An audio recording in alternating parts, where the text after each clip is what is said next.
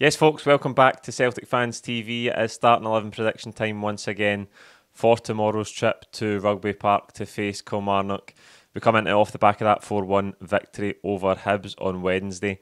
I thought it was a much better performance. I was relieved that we got that sort of intensity from minute one after Brendan Rodgers' post-match against St Johnston and then the pre-match and the build-up to that Hibs game. I think it was clear he needed a response from the team. And after playing that card, he had to get it, and he did. I think we can still get better, but I think we were way above the levels we showed against St Johnston and against Motherwell in recent weeks as well. So a few changes to the team. I think most of the guys that came in did their case no harm. I think they'll be in contention again for a start at Rugby Park tomorrow. But much better, much more positive performance, 4 goals. Disappointed to concede again. I think that's something we really need to tidy up defensively. I think we don't look quite as strong as we should there. I think we give up, if not too many chances, I think we're a wee bit too easy to score against. I'd like us to sort that out. But other than that, a much more positive performance and a much better result. And hopefully we can build on that now, because this is a big game tomorrow against Kilmarnock.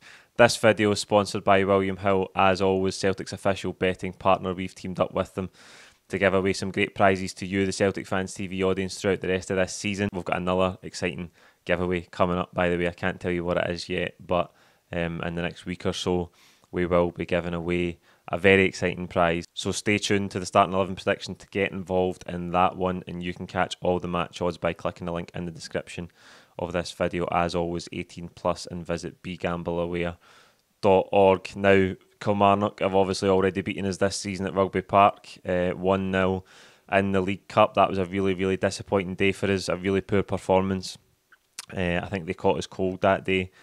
And looking at their form just now, they got a really good win at Pittodrie. Their away form has been really poor for most of the last season and a half. But I think that win against Aberdeen during the week, they're a last-minute winner, will probably help their confidence. They haven't been having high-scoring games at all. In the last 5, they've had a 0-0 draw, 2 1-0 defeats and 2 1-0 wins. So only 4 goals in their last 5 league games. We know they'll make it difficult for us. We've got to be right at it. We've got to match that intensity from Wednesday and maybe even better it as well. We know the pitch can cause us problems at times, but we've got to be right at it. The tempo's got to be right for the word goal, because this is one of the games where if we let Kilmarnock defend deep and we don't penetrate, then the game can drift away from us, and we don't want to be chasing it going in deep into the second half. We've got to take control of it early doors, and as I say, the key thing is playing at the right pace, playing at the right intensity, and hopefully we can get what would be a massive win for us. We've got a wee run of home games after this, before going to Dundee and Boxing Day, and then obviously it's the derby after that. So this is one of the most difficult fixtures we've got in December. We can't underestimate it, and we shouldn't after being beaten there in the League Cup. As I say, from the word go tomorrow, we've got to be right at it. We'll get to the team, and we'll start in goals with Joe Hart. Didn't have too much to do the other night. I think Nat Phillips can do a lot better at the goal that we do concede, but not too many saves for Hart to make. Maybe a couple of cross balls again that teams are trying to target, particularly for set pieces, but he done all right generally speaking. Back 4, I'm going unchanged. Johnston, Carter-Vickers, Scales and Taylor. I know Carter-Vickers came off precautionary, so making this video right now, I'm not sure if he's definitely going to be available and fit. You think maybe on the pitch, if he's felt his hamstring on the plastic surface tomorrow, we might think better of it and rest him. I'm not sure about Nat Phillips. I'm not confident with Nat Phillips and Liam Scales together. I think there's a few things missing there. Phillips looks a bit languid and he's not the quickest. Scales isn't the quickest either. I think that's something Hibs tried to target us on, but Scales did really well in recovery the other night. But there was a couple of times where Hibs got balls in behind with the pace of likes of Ewan and Boyle. So I'm not sure about Phillips and Scales together.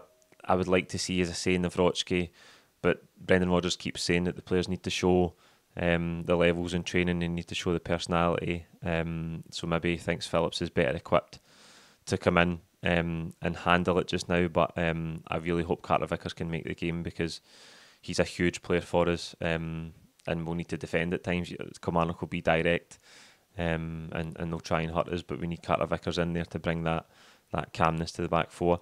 Midfield, I'm going unchanged. Iwata did start. McGregor played a bit further forward, and Matt O'Reilly as well, getting another goal. I think Iwata, I don't think he was amazing. I think he done well in the game. I think McGregor probably had a better performance by moving up a wee bit, not as far up as he used to go back in Brendan Rodgers' first spell, but just being more in that sort of 8 position. He was a bit more adventurous with his passes. He was involved in the build-up to a couple of the goals. I think he plays in Palma for O'Reilly's headed goal, and he plays the ball down the channel that O gets on the end of, out muscles Fish, and puts it away. So I think McGregor did a really decent performance, moving further up the pitch.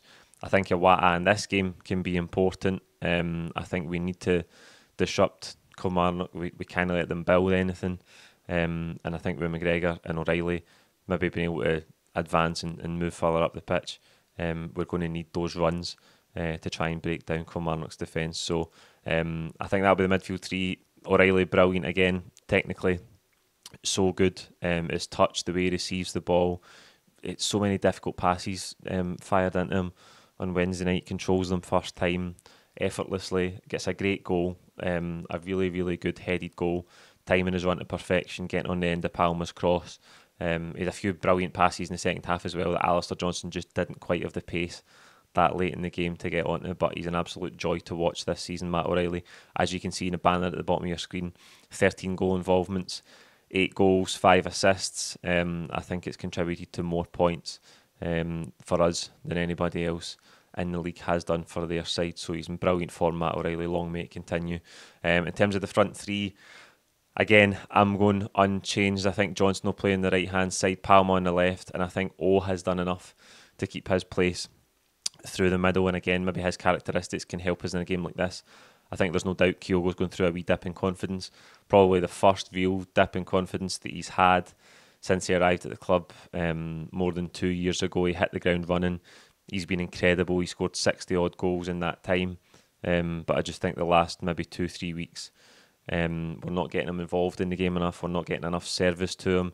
He's also carrying this shoulder injury, which I think is probably a seed of doubt in his mind sometimes about defenders trying to make contact with him, and maybe the way that he's playing the game. I think he's obviously nursing that.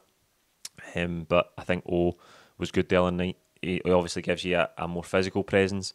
I think you see his qualities in the second goal that he scores. Gets a bit of luck with the first one. I think it just hits off him for Carter Vickers at the corner, but really strong, out muscles Fish, and puts it away past David Marshall. Really nice finish.